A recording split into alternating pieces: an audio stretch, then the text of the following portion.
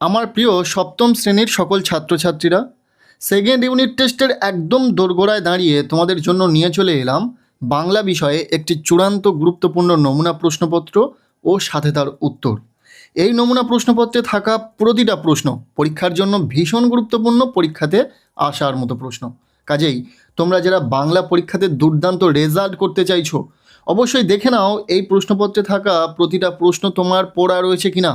যদি না পড়া থেকে থাকে তাহলে ঝটপট পড়ে নিতে হবে, হাতে সময় খুবই অল্প। এই কম সময়েও তোমরা চাইলে দুর্দান্ত রেজাল্ট করতে পারবে। চলো সম্পূর্ণ প্রশ্নপত্রটি উত্তর সহ দেখে নেওয়া যাক। শুরুতেই রয়েছে একের দাগ। বলা হচ্ছে সঠিক উত্তরটি বেছে নিয়ে লেখো। এখানে 12টি এমসিকিউ টাইপ প্রশ্নের উত্তর লিখতে হবে।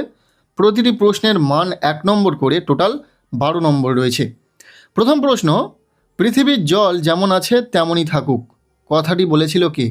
উত্তর হবে অসীমা। এরপর দ্বিতীয় প্রশ্ন, নোট বই কবিতাটির কবি হলেন?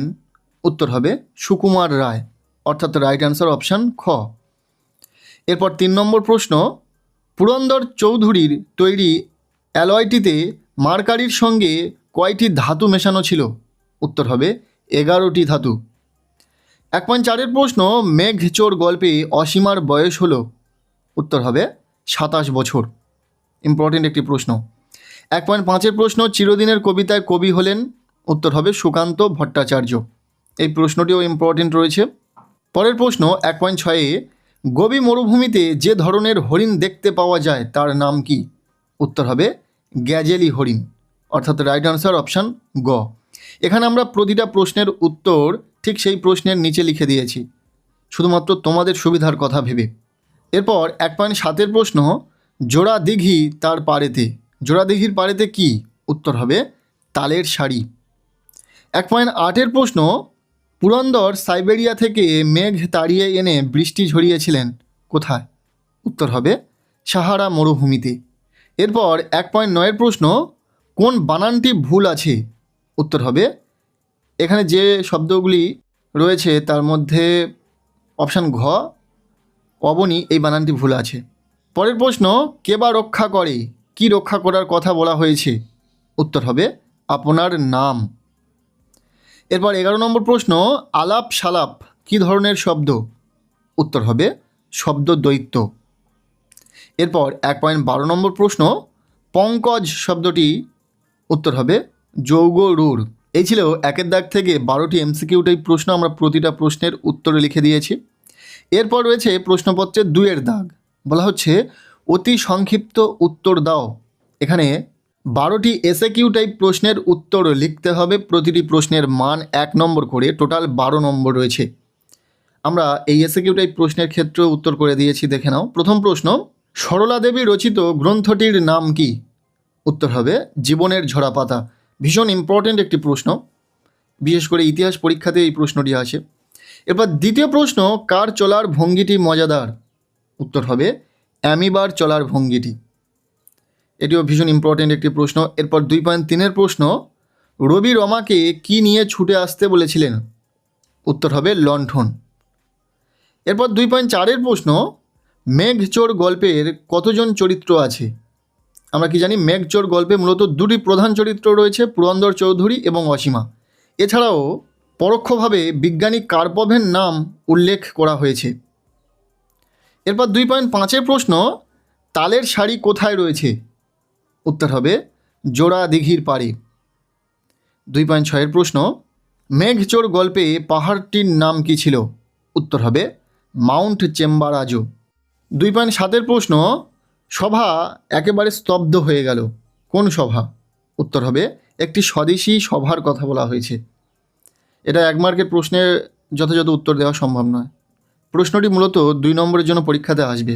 এরপর 2.8-এর প্রশ্ন, স্মৃতিচিহ্ন কবিতাটি কার রচনা? উত্তর হবে কামিনী রায়ের রচনা। 2.9-এর প্রশ্ন, নোট বই কবিতায় ভালো কথা শুনলে লোকটি কি করে? উত্তর হবে চটপট তা নোট বইতে লিখে রাখে। পরবর্তী প্রশ্ন, মাকুকে তৈরি করতে ঘড়িওয়ালার কত সময় লেগেছিল? উত্তর হবে 17 বছর। 2.11 নম্বর প্রশ্ন, হোটেলওয়ালার জন্মদিন উপলক্ষে রাতের ভোজে কি কি রান্না হয়েছিল? উত্তর হবে ভুনি খিচুড়ি, মাংসের কর্মা এবং পায়েস রান্না কথা বলা হয়েছিল। এবার 2.12 নম্বর প্রশ্ন অর্থাৎ এসএকিউ টাইপ শেষ প্রশ্ন, সপ্তাহে কতবার পোস্ট অফিসে যায়? উত্তর হবে সপ্তাহে 2-3 বার। ব্যাস, এই ছিল 12টি এসএকিউ টাইপ প্রশ্ন 2-এর দাগ থেকে, যেগুলো আমরা উত্তর সহ আলোচনা করে দিলাম। এরপর রয়েছে প্রশ্নপত্রে 3-এর দাগ। বলা হচ্ছে নিচের যে কোনো 2টি প্রশ্নের উত্তর দাও। এখানে 3 মার্কের প্রশ্ন রয়েছে, 2টি প্রশ্নের উত্তর লিখতে হবে, টোটাল 6 নম্বর। দেখে নাও প্রশ্নগুলি। প্রথম প্রশ্ন, মেঘচোর গল্পে কাকে মেঘচোর বলা হয়েছে তার সম্পর্কে সংক্ষিপ্ত পরিচয় দাও। ভীষণ ইম্পর্টেন্ট একটি প্রশ্ন, তোমাদের পরীক্ষাতে এসে গেছে এমন একটি প্রশ্ন, খুব ভালো করে পড়ে নেবে উত্তরটা। দ্বিতীয় প্রশ্ন, এই ছিল তখনকার কোনো স্বদেশী মিটিংয়ের রীতি। রীতিটি কি, কার লেখা, কোন রচনার অংশ এটি? এটিও ভীষণ গুরুত্বপূর্ণ একটি প্রশ্ন। এরপর 3 নম্বর প্রশ্ন, তার মতো সমঝদার আর কেউ ছিল না, কার কথা বলা হয়েছে, তার সমঝদার হওয়ার কি পরিচয় পাওয়া যায়? গল্প থেকে এই প্রশ্নগুলি খুব ভালো করে তোমরা পড়ে রাখবে। এরপর রয়েছে 4-এর দাগ। বলা হচ্ছে নিচের যে কোনো 2টি প্রশ্নের উত্তর দাও। এখানেও 3 মার্কের প্রশ্ন রয়েছে, 2টি প্রশ্নের উত্তর লিখতে হবে, 6 নম্বর টোটাল। প্রথম প্রশ্ন, মাকু গল্পের সোনাটিয়া জঙ্গলে কোথায় থাকতো? এর সাথে হোটেলওয়ালার কাছে তারা কি কাজ করত? এর সাথে বাসনগুলি কিসের তৈরি ছিল? এখানে কাটা কাটা প্রশ্ন থাকলেও প্রশ্নগুলি কিন্তু ভীষণ গুরুত্বপূর্ণ, খুব ভালো করে পড়ে নেবে উত্তর। আবারও বলি, যেহেতু 3 মার্কের প্রশ্নের উত্তর যথাযথ লিখতে হলে অনেকটা বড় লিখতে হবে, তাই এখানে আমরা প্রশ্নপত্রে উত্তর লিখে দিইনি। যদি তোমাদের কাছে উত্তর অ্যাভেলেবেল না থাকে তাহলে অবশ্যই কমেন্ট সেকশানে জানাবে, আমরা একটি ডেডিকেটেড ভিডিওর মাধ্যমে তোমাদের সাথে উত্তরগুলো শেয়ার করে দেব। এরপর 4.2-এর প্রশ্ন, হোটেলওয়ালাকে দেখতে কেমন? এর সাথে হোটেলওয়ালা কীভাবে শুরুয়া রান্না করত? 4.3-এর প্রশ্ন, মাকুকে সোনাটিয়া কি নামে পরিচয় দিয়েছিল? এর সাথে পরীদের রানীকে কে বিয়ে করতে চেয়েছিল? মাকুকে কে তৈরি করেছিল? এই প্রশ্নগুলি খুব ভালো করে পড়বে, বড় প্রশ্ন না হলেও ছোট প্রশ্নে এই প্রশ্নগুলি এসে যাবে। এরপর রয়েছে প্রশ্নপত্রে 5-এর দাগ। বলা হচ্ছে নিম্নলিখিত প্রশ্নগুলির উত্তর দাও। এখানে যে প্রশ্নগুলি রয়েছে, প্রথম প্রশ্ন, নোট বই পড়লে কোন কোন বিষয় জানা যায়, কবিতা অবলম্বনে তা বুঝিয়ে দাও। ভীষণ গুরুত্বপূর্ণ একটি প্রশ্ন, খুব ভালো করে পড়বে। এরপর দ্বিতীয় প্রশ্ন, চিরদিনের কবিতায় বাংলার পল্লী প্রকৃতির যে বর্ণনা আছে তার নিজের ভাষায় সংক্ষেপে লেখো। এটি ভীষণ গুরুত্বপূর্ণ একটি প্রশ্ন। এরপর প্রশ্নপত্রের 6-এর দাগ। বলা হচ্ছে যে কোনো একটি বিষয় অবলম্বনে প্রবন্ধ রচনা করো। প্রবন্ধ রচনা তোমাদের পরীক্ষাতে থাকবে, 2টি থাকবে, একটি লিখতে হবে। এখানে যে 2টি বিষয় রয়েছে, নাম্বার 1 একটি বট গাছের আত্মকথা, পরীক্ষাতে দিয়ে দেয়।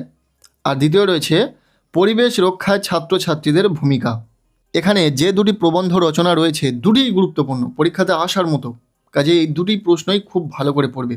এই ছিল 7ম শ্রেণীর 2nd ইউনিট টেস্টের বাংলা বিষয়ের প্রশ্নপত্র। এই প্রশ্নপত্রে থাকা ছোট বড় প্রতিটা প্রশ্ন তোমরা খুব ভালো করে রেডি করো, এখান থেকে হুবহু প্রশ্ন তোমরা পরীক্ষাতে কমন পাবে। এছাড়াও ইতিমধ্যে আমরা নমুনা প্রশ্নপত্রের সেট শেয়ার করেছি, সেখানে যে প্রশ্নগুলি রয়েছে সেগুলো খুব ভালো করে পড়ো। আজকের এই ভিডিওটি কেমন লাগলো জানিও, ভালো লেগে থাকলে লাইক করে দিও, চ্যানেলে নতুন হলে চ্যানেলটিকে সাবস্ক্রাইব করে রাখো, আর পারলে ভিডিওটি প্রচুর শেয়ার করে দিও।